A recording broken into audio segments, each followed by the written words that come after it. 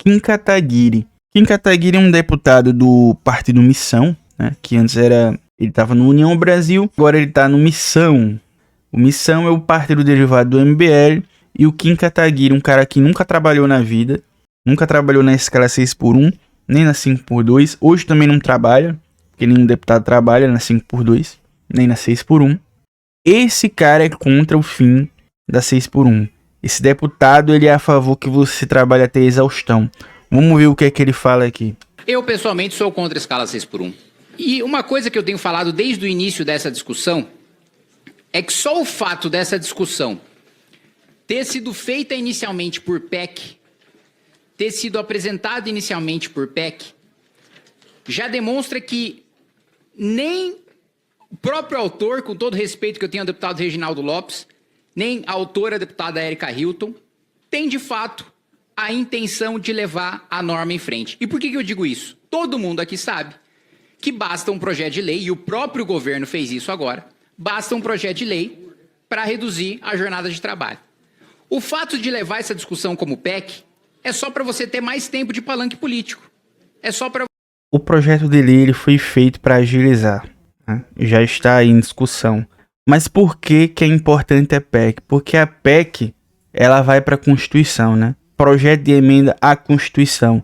É mais difícil de você derrubar isso. Então, obviamente que é importante que isso seja feito por PEC. Porque se isso não fosse assim, todo mundo só governava por projeto de lei, né? É isso? E não é isso que a gente vê. É sempre importante fazer uma PEC, sim. E por que não foi feito antes? Porque não se tinha clima político para isso. Se precisou uma comoção popular, a galera fazer uma pressão para o governo olhar e dizer: tenho aqui uma janela de oportunidade, vou encampar isso aqui porque agora politicamente é viável. Só por isso. Você ter a votação aqui na CCJ, depois na comissão especial, depois os 2 turnos em plenário.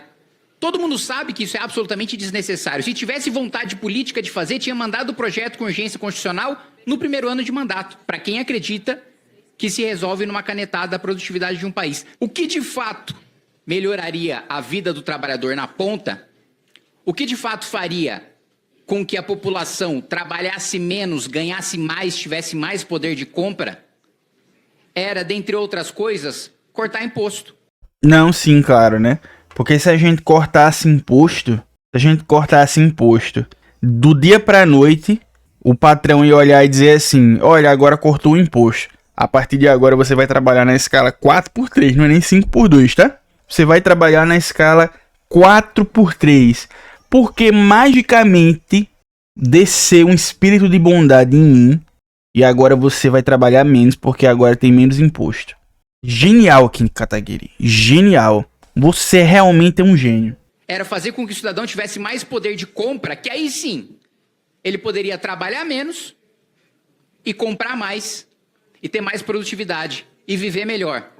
Vê só, a imbecilidade que esse homem tá falando. Você paga menos imposto e a sua produtividade aumenta. Ah, é? Qual é o sentido disso, cara? Você é burro, cara. Não é possível que você acredita nisso. Eu não sei se burro é você ou burro quem acredita em você. Por que é que a minha produtividade vai aumentar se eu pagar menos imposto, cara? Isso não faz o menor sentido. Pra começar com esse papo de aumentar a produtividade, num país como o Brasil, me poupa, tá? A gente vive no país onde a gente dirige Uber. O país que manda o Uber pra cá é o país que tem maior produtividade, porque ele que tem a indústria. Claro que os Estados Unidos vai ser mais produtivo que a gente. Eles têm indústria trocentas vezes maior do que a da gente. Toda a sofisticação do mundo tá nesse tipo de país. Enquanto os caras fazem produtos de beleza na indústria sofisticada, aqui a gente compra e o cabeleireiro ou a cabeleireira, ele usa para fazer cabelo. Então é óbvio que a produtividade aqui é menor. Isso é uma questão estrutural. Não é questão de que vai mudar a carga tributária e a partir de agora o povo vai trabalhar mais. É claro que os Estados Unidos é mais produtivo. É só você olhar a composição dos tipos de emprego que tem lá. Tudo lá em escala industrial. Então é óbvio que um país que tem uma carga industrial maior vai ser mais produtivo, porque é em escala industrial, seu animal. Lá tem Uber. a empresa. Aqui a gente é Uber. O cara faz a Pantene. A gente usa Pantene para fazer cabelo. É diferente. Aqui é um país de serviços. Ah, tem a agroindústria. A agroindústria não emprega quase ninguém, porra. Não emprega quase ninguém. E os caras ficam... Ah, é porque o agro é tech, o agro é pop. Pelo amor de Deus. Só que essa discussão ninguém quer ter, que é a discussão difícil. Por quê? Para cortar imposto precisa cortar gasto. E gasto ninguém quer, a começar por nós parlamentares. Aqui ninguém quer abrir mão de auxílio moradia, ninguém quer abrir mão de aluguel de carro, ninguém quer abrir mão de uso de gasolina com dinheiro público, ninguém quer abrir mão de auxílio mudança, ninguém... Aí ele quer, né? Ele quer. Vamos cortar o seu salário pela metade, pelo menos? Vamos cortar pela metade? Abre mão do seu salário todinho. Abra mão do seu salário. Você não gosta de falar? Abra mão do seu salário, de todas as suas verbas. Comece por você. Abra mão de toda a sua verba e vá trabalhar no setor privado. E aí você só vai aí para votar suas coisinhas, para falar dos seus animes, para falar dos seus Pokémon. Faça isso. Seja você o exemplo. Não faz, né? É muito fácil a gente ficar... Olha, ninguém quer cortar isso, ninguém quer cortar aquilo, porque você também não quer cortar, né? Então é muito fácil ficar falando que ninguém quer cortar, torcendo para que não corte mesmo, né? Torcendo para que não corte. Ninguém quer abrir mão do uso de cota parlamentar com alimentação. Ninguém quer abrir mão do ressarcimento com despesas de saúde, que aliás tem gente que utiliza para fazer cirurgia plástica. Essa discussão verdadeira de corte de privilégio para beneficiar o trabalhador, aí o parlamento não quer fazer. Agora a discussão para acabar com os privilégios, para melhorar a vida da população, em detrimento, né, daquela questão lá da isenção do imposto de renda, para aquilo acontecer foi preciso cortar outras coisas. Mas vocês aí do Congresso, quando o Lula ele quis partir para cima, para as classes privilegiadas, vocês foram contra. Vocês foram contra. Vocês querem fazer uma reforma administrativa para ferrar com o trabalhador, o servidor público. Vamos falar de privilégio? Vamos falar de privilégio? Vocês são os primeiros a serem contra atacar esse tipo de privilégio que você tá dizendo que é a favor, que ataque. Que tu não é a favor coisíssima nenhuma. Eu sei que isso me tira voto, eu sei que isso é impopular. Tira voto o quê, cara? Tira voto o quê? O teu voto é composto por gente reaça igual a você. Gente que odeia a classe trabalhadora igual a você. Você fala isso justamente porque não te tira voto. Se tirasse voto, você não tava falando. Você é muito bem votado. E você sempre falou esse tipo de coisa. Por quê? Porque isso não te afeta. Sabe quem afeta? A esquerda. Se a esquerda falar uma coisa dessa, ela não ganha mais. Agora você não. Você ataca a classe trabalhadora, você ganha voto. Você não perde voto. Você ganha voto, você sabe muito bem disso.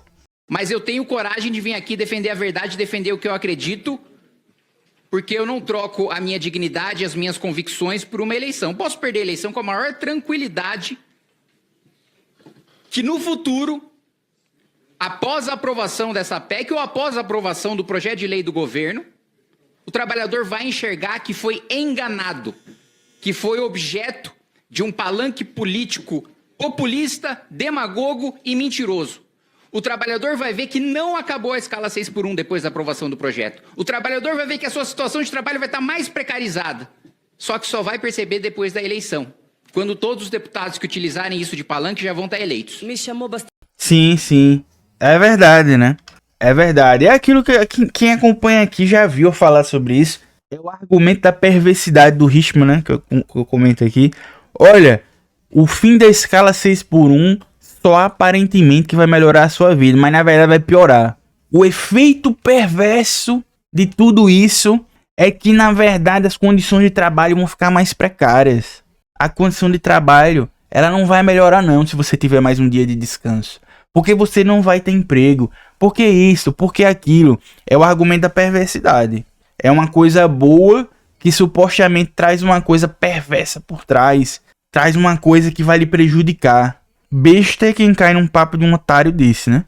De um lobista de empresário, de bilionário, que tá ali pra prejudicar a vida do trabalhador, mas ele tá ali fingindo que não, na verdade, você tem que se ferrar trabalhando a exaustão pelo bem do país. Ele não trabalha até a exaustão, não. Ele não trabalha não até a exaustão.